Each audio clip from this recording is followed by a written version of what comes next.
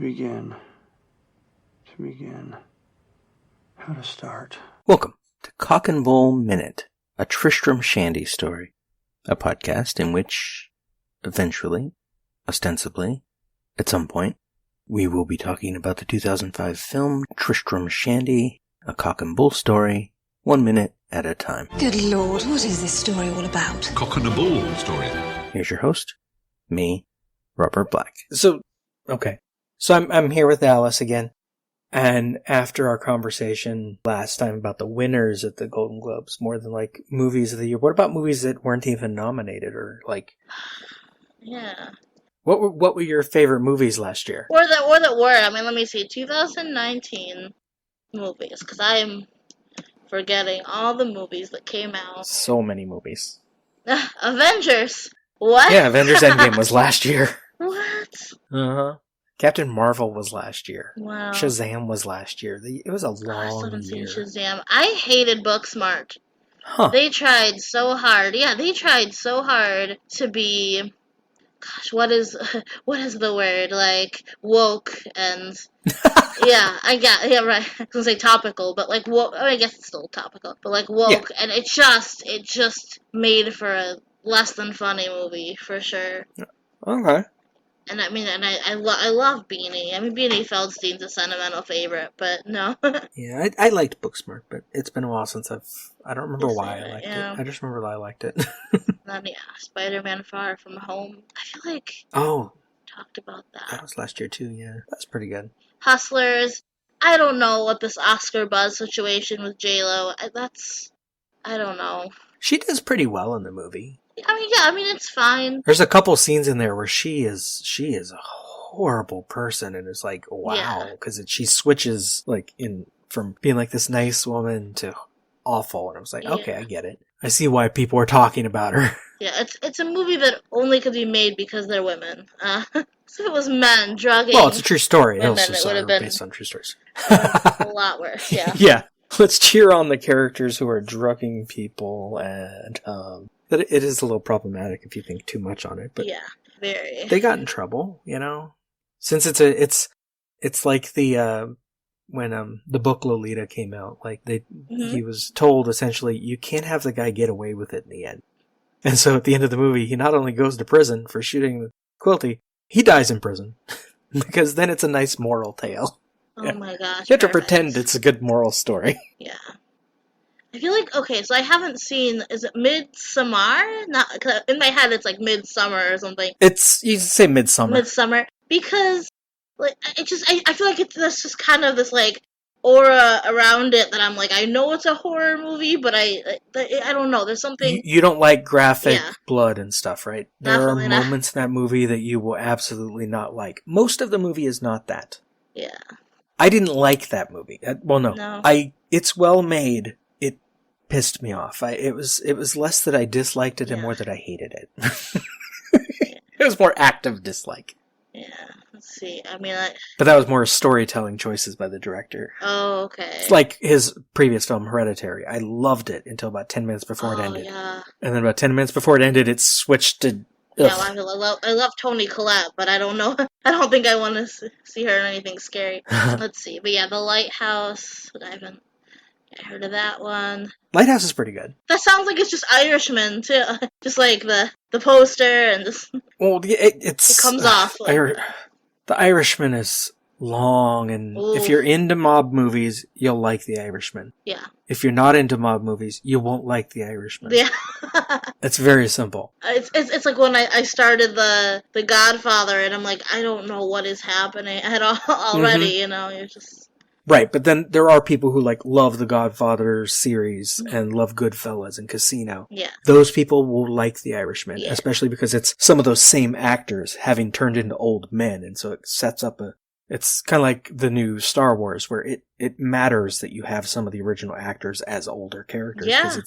Because there are people that we have emotional attachments to. Mm-hmm. Not just from this sequel to this one, we cast older versions. Yeah. It's the real people, and that makes it feel different. Oh, of course. Yeah, when I saw The Force Awakens, and I was like, and I have never seen any other Star Wars, but I still felt that, very, warm Yeah, you know who they are still, who they yeah. are, it's that very sweet.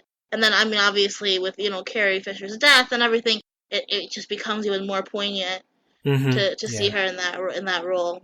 Well, and then for me, I've been watching the Star Wars movies for, like, literally as long as I can remember. One of the first movies I remember ever watching was Star Wars. And so it's like, I'm attached to these people. And, like, she dies, and it's like, that's horrible. And then the movie, I'm like, now, like, characters are gonna die, and it's like, it's sad. Especially spanning so many years. Mm-hmm. Versus, like, the alternate thing, like, say someone created a 9-film series, but cast just an older version of the character because they filmed them right in a row, and then it wouldn't have that same feeling. What's the movie where they filmed it over 10 years? Boyhood. Which 12 one? years, I think. Boyhood, yeah. That just reminds me of that, yeah. Well, I'm imagining, like, you make a movie and then you make a sequel that's set, like, 30 years later. Yeah. And you're going to have to cast a completely different actor as a person, but it won't feel the same as that character who we've now grown up recognizing from that film. Yeah. It gives you off-screen feelings, not just on-screen feelings. And that's a good way to make a movie. And, I mean, people talk about there being too many, like, reboots and remakes and sequels, but get out more, people. There's a lot of other movies, and there'd be a lot of other movies if you stopped going and seeing the remakes and the reboots and the sequels so much. Yeah, like Aladdin, which came out, and I mean, it was fine. It was fine. It actually, I think with the character Jasmine made some really good improvements. Yeah. But overall, it was unnecessary because it didn't add much to the overall movie. Yeah, and Will Smith was just not a good choice. And it's not about who can fill Robin Williams' shoes or whatever. It was just not. It just made it like a horrible caricature. I doubt the estate, like Robin Williams' wife, would have allowed it. But it would have been interesting to see a live-action remake that still had, like, an animated genie in it, and they just used Robin Williams. For his energy, because that energy deserves, like, that was another actor that was sad when he died. Like, he died, and I, like, interrupted what I was going to watch that day for my blog and watched The Fisher King, which is one of my favorite movies he's in. And, like, it made me sad, because that's not a nice story. And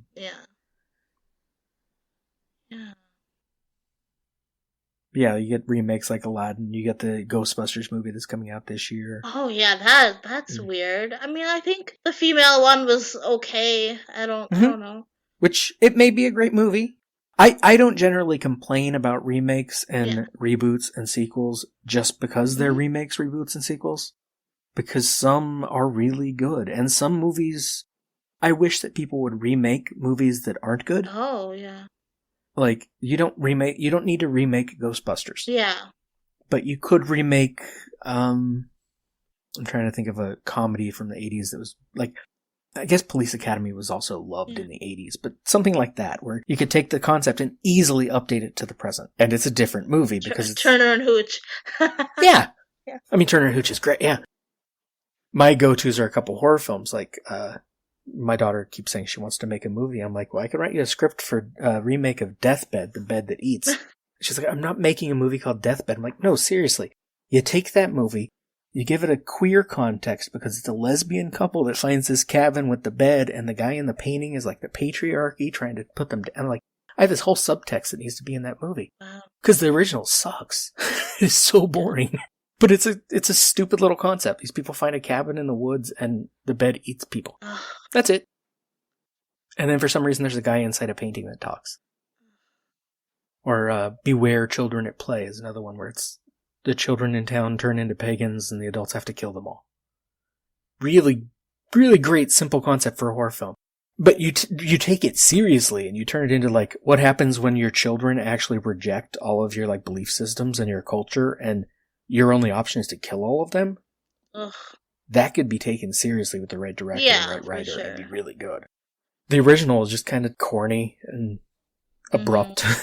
Like, suddenly they're like, we need to kill them. Okay. They do show them shooting a bunch of children, which is hilarious if you like horror films and weird stuff like that, but it's awful. Instead, they remake, new Superman movies, new Batman movies. Or Little Women. Right. For that matter. Well, yeah, I mean, if you can kind of make something more woke for for today's, culture. I mean, I don't know how you do Yeah. like a Blazing Saddles or something, but yeah. Mm-hmm. Well, even then you get movies like, was it not Black Klansman, Sorry to Bother You last year was kind of that sort of like irreverent black comedy.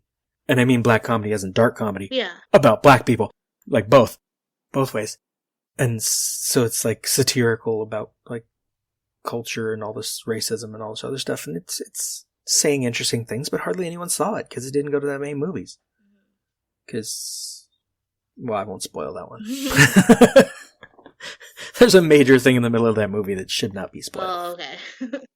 What do you, I guess, just because this is coming to my brain now, what do you think will be like a classic years from now? Like, I mean, that's like modern right now. I mean, I'm sure. Like from recent movies? From recent, yeah. I think in a way, as much as I dislike it, I think Joker will be. Huh.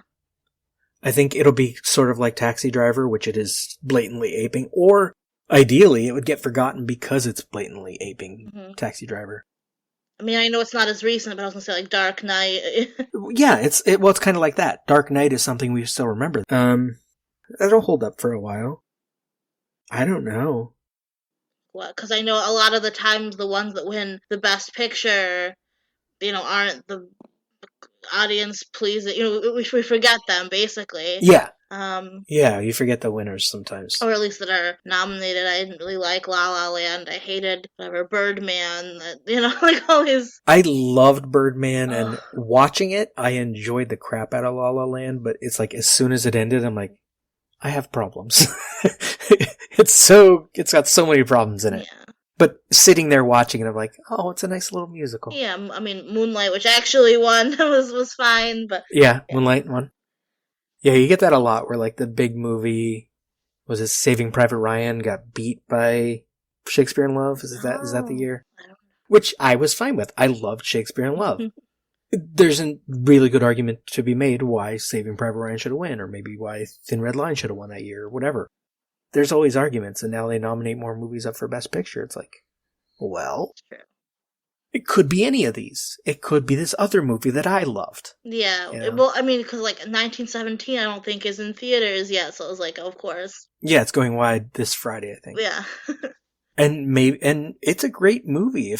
There are people who want to see it, and I think they'll enjoy it. And it does what it does pretty well. But then, I mean, there's little movies that probably deserve even more. I mean, Marriage Story is already on Netflix, so people can watch that, but it kind of, because it's on Netflix, it doesn't feel like a movie as much. Yeah, that's true. To some people. Yeah, it feels like it might as well be a Netflix original crappy movie. I'm spoiled. I live in LA, and so all of these movies are available at some point. Yeah. Like, when the Oscars come in next month, I will have seen every movie that's nominated. Yeah. Usually the weekend before the Oscars, I see all of the short films. Oh, yeah. In like a day, I'll go see all 15 of them. Because they make them available. Yeah, no, I'm remembering all my favorite animated short. Oh my goodness. Yeah, I like to watch those, especially on Netflix later on. Mm-hmm. Like the animated shorts. They used to have, I loved when now it seems like this is a long time ago, when Netflix sent DVDs out. Yeah. One of the things I got from them was there were collections of Oscar-nominated short films. Mm-hmm. And you could order the disc of, like, the animated films that were up for award in 2000. And I'm like, that's really cool. You could just watch this. Now on Amazon Prime, you can watch most of those. Some of them are on YouTube. And some of them are really good. Yeah, YouTube, or they have the collections. Yeah, they have, what was it, like, I think Feast I liked that one, with the dog. I like the little bird one. I forgot what that one was called, but that was such a good one. Yeah, Disney Plus has all the Pixar ones. Gosh, I gotta get to that one. Oh, now I'm remembering. Now looking at these 2019 movies, I'm remembering that. So I'm going to be on a podcast this week. I forgot what it's called, but it's about like crappy movies, and I have to watch X-Men: Dark Phoenix. And I'm not sure how much I'm looking forward to that one. That movie's okay. It feels like it got screwed somehow, I think, in the post-production almost. Mm-hmm. Where like they edited it to be a slightly different movie than it was. Oh. And so it has good parts, and the actors are clearly trying to make something of it. But yeah, it's got problems. Was that only last year? That was recent too, you know? There's so many movies. Whenever people say, like, it's all sequels and reboots, I'm like, go to a theater. No, we have Detective Pikachu, so no. Well, even that's based on a pre-existing thing, but then you get, like, well, Marriage Story, you get Wild Rose, let's see, on my top 12. Uncut Gems is original. I Lost My Body, I'm pretty sure is original. It might be based on a book, I'm not sure.